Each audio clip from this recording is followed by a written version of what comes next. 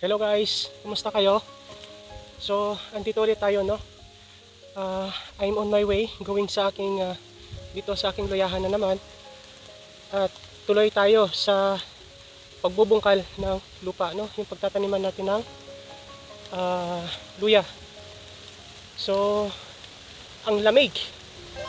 Pero tingnan nyo, pinagpapawisan pa rin ako, no? Pero at least mas maganda to guys, no? Kaysa sa sobrang tindi ng init tapos pinagpapawisan. So ngayon kahit ako pinagpapawisan, pakiramdam ko presko pa din ako, no? Kasi lamig talaga, no?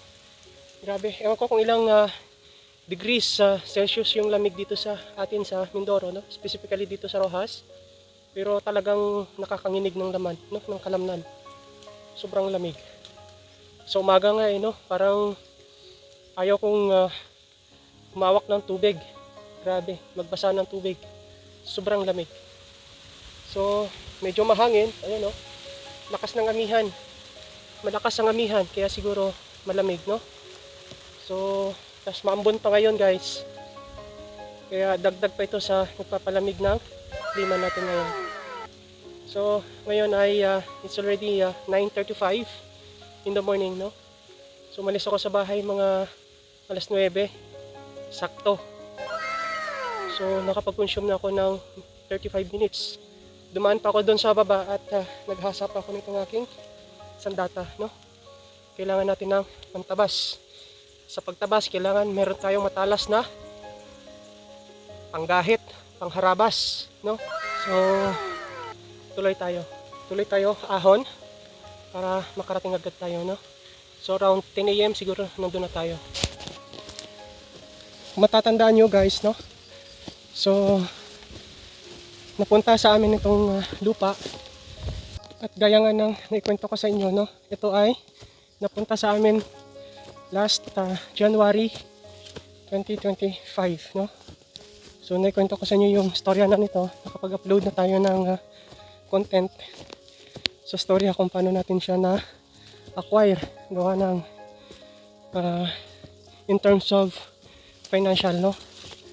So yun yung nangyari. Nagbenta tayo ng baka para lang may pang down at mapunta sa atin at hindi mapunta sa iba. So yun yung storya.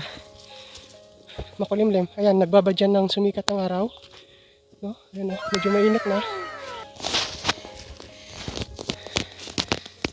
at ramdam na ulit yung init, no? Ito kasi ay napakataas ng lugar. Ito ang pinakamataas na peak dito sa area ng Sipaco, no? So talagang nakakahingal kapag maahon dito, no? Ayan, no?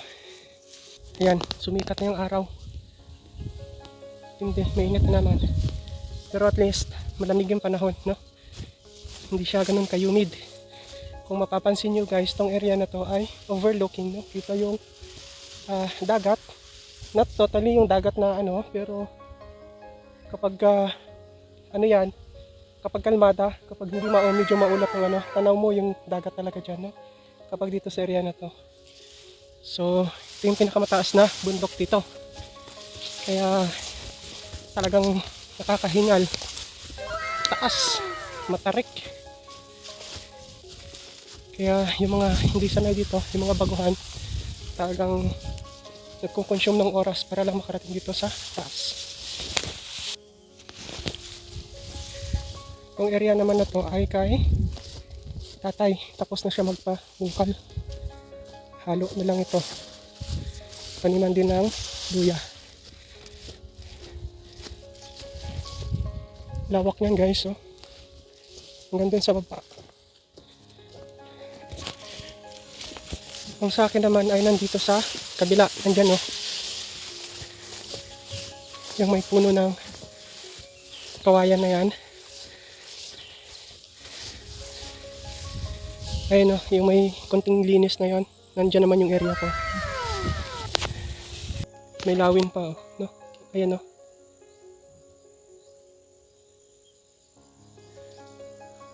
So, nandito na tayo, no?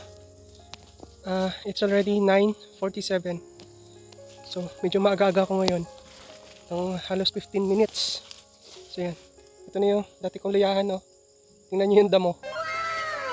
So ngayon ay natatanaw na natin dito sa pwesto natin yung ating nililinisan. Ayan, no? Ayan. Malapad na yan guys yung baba na yan kasi haharangan lang nitong kawayan na to. Oh. Itong kawayan ay kailangang maputol. Kailangang matabas. Kasi hindi maganda sa luya ang may kanlong or may makulimlim, no? Kung hindi siya nasisikatan ng direct sunlight at talagang napakalaki ng epekto sa luya. Ayan, ayan na siya. Siguro mga nasa 200 square meters na yan, yung na sa roll ko. At kung mapapansin nyo, naputol ko na rin yung mga tiring, yung mga kawayan na nandun sa gitna, no? Yung mga nasa gilid na lang. Ayan na. So kapag natuyo yan guys, hopefully uminit ng uminit at matuyong matuyo, tsaka natin sisindihan. So ayan. At ito naman yung nasimulan kong labasan ng o kaya ng luya. So yun lang muna guys, no? Thank you for watching and see you in our future vlogs. Bye!